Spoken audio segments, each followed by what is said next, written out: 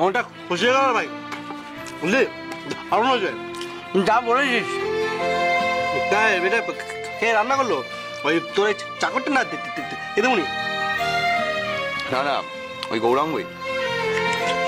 হেই, আমাদের এমন ভাগ্য যে দিদিমণির হাতে রান্না খাবো। আরে না রে, সেরকম কিছু না। আসলে সরস্বতীর শরীরটা ভালো নেই তো, তাই গৌরাঙ্গ রান্না করলো। এই শরীর ভালো থাকলে যেন আমাদের জন্য কত রাত দো। হ্যাঁ ওই তো, আমরা তোর বিয়ের পর যেদিন এলাম তুই আমাদের জন্য চা করতে বলি, দিদিমণি তো তাতেই মুখ হারিয়ে হয়ে গেল। হ্যাঁ, কেন বাজে বাজে বকছিস বলতো? হ্যাঁ, সেদিনকে তোদের জন্যই চাটা নিয়ে আসলাম। হ্যাঁ, সে কি আর ওই দিদিমণির হাতের চা? ও তো দিদিমণি সই করে দিল। আমরা বাড়িতে ঢুকতেই দিদিমণির সে কি মাথায় যন্ত্রণা, কি যন্ত্রণা কি যন্ত্রণা। এই তোরা এবার একটু থামবি? তখন থেকে ভেজর ভেজর করেই চলেছিস, তোর একটু খাতো।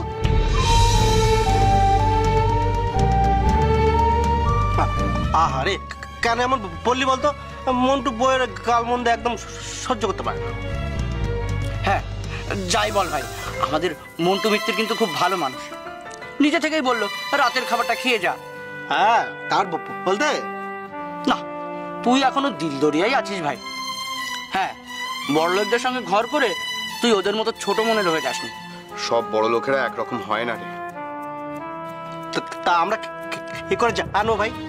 আমাদের তো তোর মতো কপাল নাই, তোর মতো কপালে দিদিমণি চটেনি। হ্যাঁ, চুটলে আমরা অবশ্য জ্ঞানের কথা জানতাম। তার মানে তোর এইভাবে বলছিস কেন? তোরা আমাকে হিংসে করিস তাই না?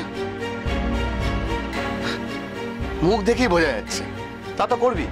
আমার এখন শিক্ষিতা বউ, তোদের তো কোনো মেয়েই পৌঁছে না, তাই তোদের মনে এত জ্বালা, তাই না রে? আর আমার তো ভালো দেখতে পারিস না তোরা। মন্টু, আজে কথা বলিস না। হিংসা টিংসা কিছুই নয়, কিন্তু বিয়ের পর তুই যে স্বার্থপর হয়েছে এটা তো ঠিক। একবার বন্ধুদের খোঁজ নিস, কেন নিশ্চয় জানিস আমরা খুঁটে খাই। হ্যাঁ, আমরা ভদ্রলোক নই, বড়লোক নই, রোজগারপাতি নেই। আমরা যদি বীরের সদার মতো চাকরি করতাম না, তুইও তখন আমাদের খোঁজ রাখতিস। ওই একদিন ছাড়া বাড়ি থেকে মেমো করতি।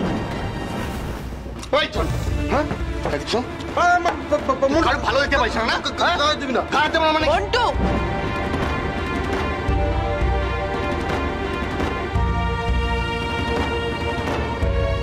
এটা একটা ভদ্রলোকের বাড়ি, এটা পাড়ার মস্তানদের রক নয়। আর ভুলে যেও না যে যিনি বাড়িটা ভাড়া দিয়েছেন তিনিও একজন ভদ্রলোক। তাই এখানে কোনো রকমের ছোট লোক মেয়ে আমি সহ্য করব না।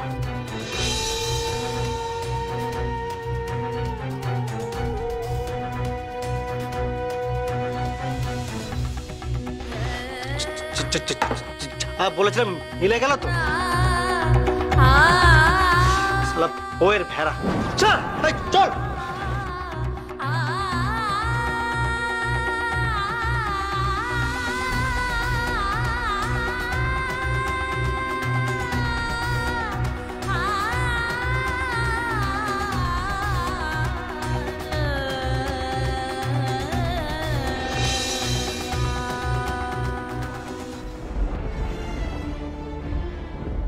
বসুর 3 ভুবনের পারে, সোম থেকে শনি সন্ধে 7:30টায়, আকাশ 8-এ।